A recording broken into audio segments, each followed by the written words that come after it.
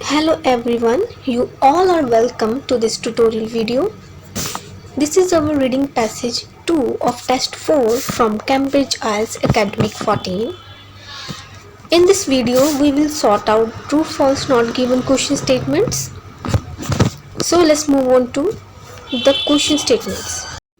हमारी 18th question statement है An animal is likely to live longer in a zoo than in the wild. जू में रहने वाला जो एनिमल है उसके जीने की जो अवधि है वो ज़्यादा हो सकती है, वो ज़्यादा समय तक जीवित रह सकता है रैदर देन की जो कि वाइल्ड में है, जो कि जंगलों में है। अब हम पैराग्राफ की तरफ चलते हैं।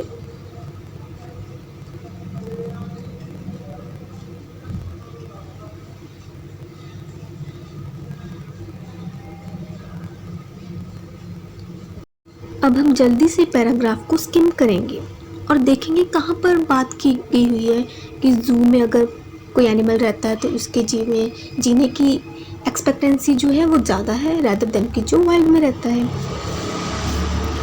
Okay, you will get a line here.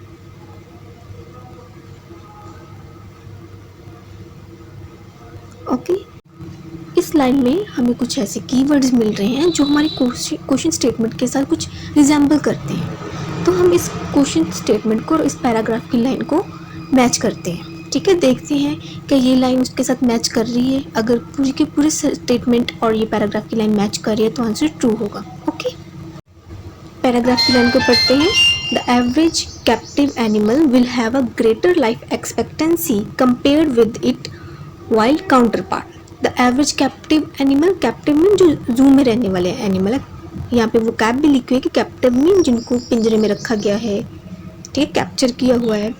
ठीक है, वो जो एनिमल है विल हैव फ्यूचर को प्रिडिक्ट करता है कि अगर उनको हम जू में रखते हैं एनिमल्स को तो उनके जीने की जो लाइफ एक्सपेक्टेंसी है वो ज़्यादा होगी एज़ कंपेयर कर रहे हैं वो इसके साथ जो जंगलों में रहते हैं with its wild counter part. और जो हमारी स्टेटमेंट है, क्वेश्चन स्टेटमेंट, वो भी ये कह रही है कि अगर एनिमल को रखते हैं हम जू में तो इसकी वजह से उनके जीने की क्षमता बढ़ती है as comparison to wild counterparts. So इसकी वजह से हमारा जो आंसर है वो ट्रू है।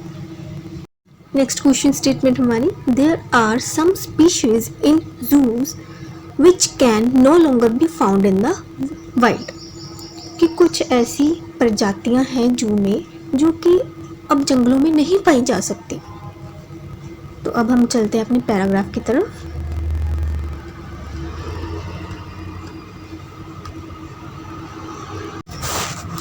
फटाफट से पैराग्राफ को स्किम करिए और देखिए कहाँ पर बात की गई हुई है कि सम स्पीसीज हैं जो सिर्फ जू में पाई जाती हैं, वाइल्ड में नहीं है, कहीं और नहीं पाई जाती।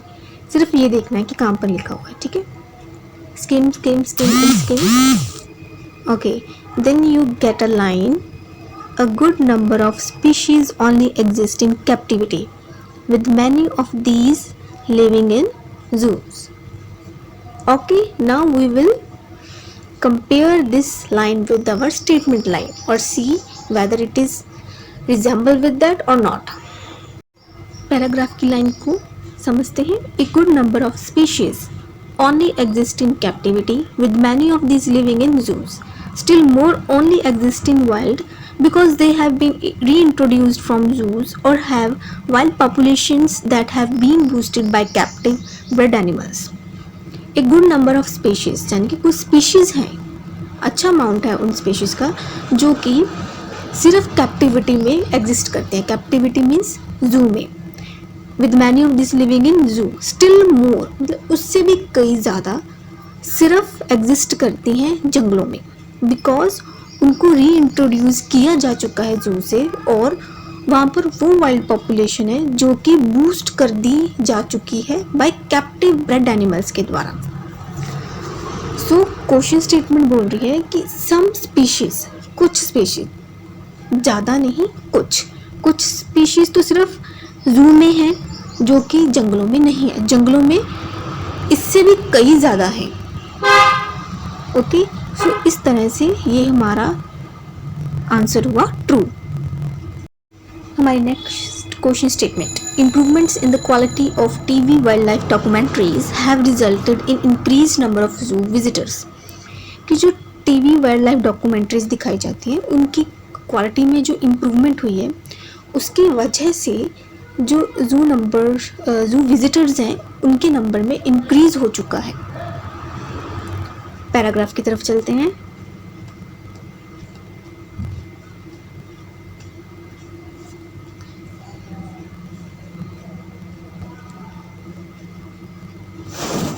Okay, C paragraph, just skim and see where it is written about the TV documentaries. Okay,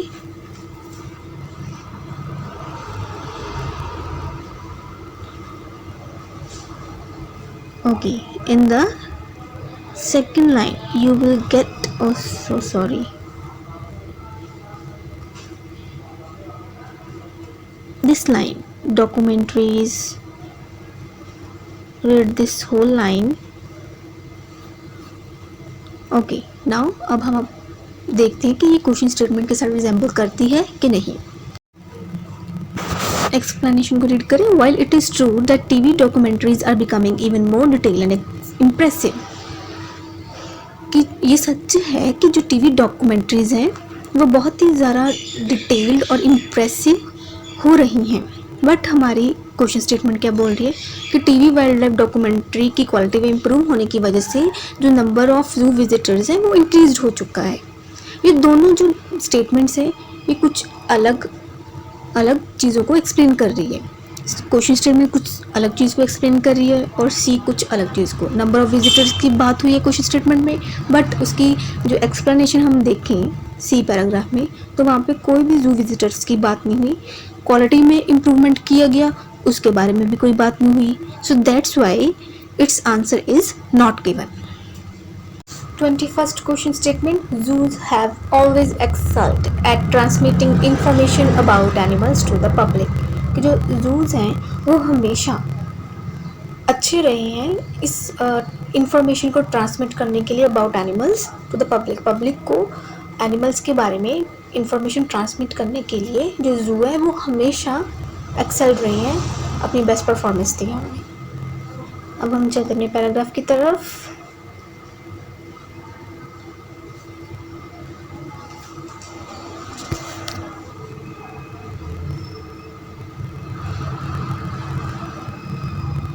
Okay, just read out about where the zoo provide the communication and provide the information about animals to their public or the visitors. Just skim.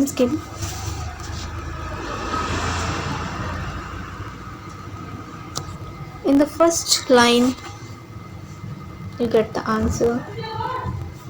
There is also the education that can take place in zoo through sign, talks, presentation which directly communicate information to visitors about the animals they are seeing and their place in the world. This was an area where zoos used to be lacking, but they are now increasingly sophisticated in their communication and outreach work. कुछ information मिल रही है ना हमें इसमें हमारे question statements के साथ related. अब हम इसको अच्छे से देखते हैं कि कैसे इसका आंसर हमें इसमें से मिल जाएगा। डी पैराग्राफ की लाइन को रीड करते हैं। There is also the education that can take place in zoos, कि एजुकेशन भी दी जा सकती है जू में थ्रू साइंस के थ्रू, टॉक्स करके, प्रेजेंटेशन देख के, जिससे कि वो डायरेक्टली कम्युनिकेट कर सकते हैं इंफॉर्मेशन को अपने विजिटर्स के साथ। This was an area where zoos used by lacking but they are now increasingly sophisticated in their communication and outreach work।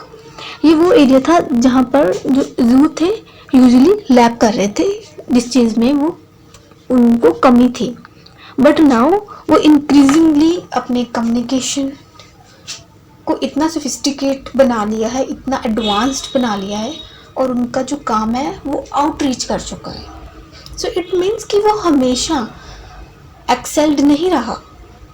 जो जू है वो हर बार या हमेशा एक्सेल नहीं रहे इंफॉर्मेशन को प्रोवाइड करने के लिए, ठीक है। वो बता रहे हैं कि ऐसे एजुकेशन दी जा सकती थी, ठीक है, दी जा सकती है, कैन टेक प्लेस, बट ऐसा हुआ नहीं। बट इस चीज़ में वो कमी थी और बाद में उन्होंने इस चीज़ को भी एक्सेल कर लिया। सो इस जो एडवर्ब है ना ऑलवेज, इसकी वजह से ये फॉल्स हुआ, ठीक है। तो इसका आंसर है फॉल्स। आधी स्टेटमेंट मतलब वो बोल रहे हैं कि हमेशा एक्सेल पर रहा, बट एक्सप्लेनेशन क्या बोल रही है कि इस चीज़ में तो वो उनको कमी थी, उन्होंने बाद में सुधार किया उस चीज़ में। Okay, 22nd statement, studying animals in zoo is less stressful for the animals than studying them in the wild. कि जू में एनिमल्स को स्टडी करना वो लेस स्ट्रेसफुल है एनिमल्स के लिए रादर देन कि उनको वाइल्ड में स्टडी करना। अब देखते हैं इसकी एक्सप्लेनेशन, पैराग्राफ की तरफ चलते हैं।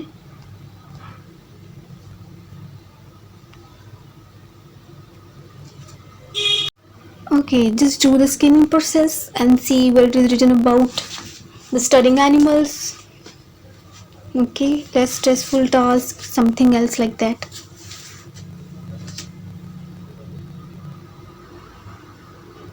Okay, in the third line you will get being able to undertake research on animals in zoos where there is less risk and fewer variables means real changes can be affected on wild population.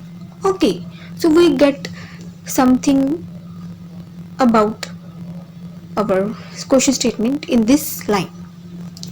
अब हम इसको examine करते हैं, क्या ये हमारी question statement के साथ मैच करती है कि नहीं करती है। Being able to undertake research on animals in zoo where there is less risk and fewer variables means real changes can be affected on wild population.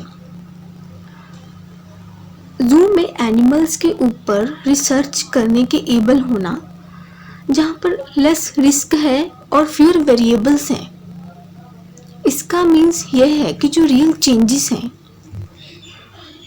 वो इफेक्ट हो सकते हैं वाइल्ड पॉपुलेशंस के ऊपर। ये कुछ एक्सपेक्टेशंस बता रहे हैं कि this thing will be happen in the near future, but our question statement वो एकदम क्लियर है कि study animals in zoo is less stressful for the animals than studying them in the wild. So इसमें कोई तो comparison नहीं किया हुआ है, ठीक है, हमारे एक्सप्लेनेशन में। और ये एक सिंपल लाइन है, कुछ नहीं बताया हुआ कि वो लेस स्ट्रेसफुल है ये नहीं है एज कंपेरिजन टू जूज और वाइल्ड एनिमल्स। ई पैराग्राफ की लाइन कुछ और बता रही है और क्वेश्चन स्टेटमेंट कुछ और, दोनों एक दूसरे से मैच नहीं कर रहे हैं। So that's why the answer is not given. Thank you so much everyone to watch this video. I hope you guys have got your answers and left with no any single doubt about true, false and not given. To watch more videos like these, please like, share, comment and subscribe my channel. Bye bye.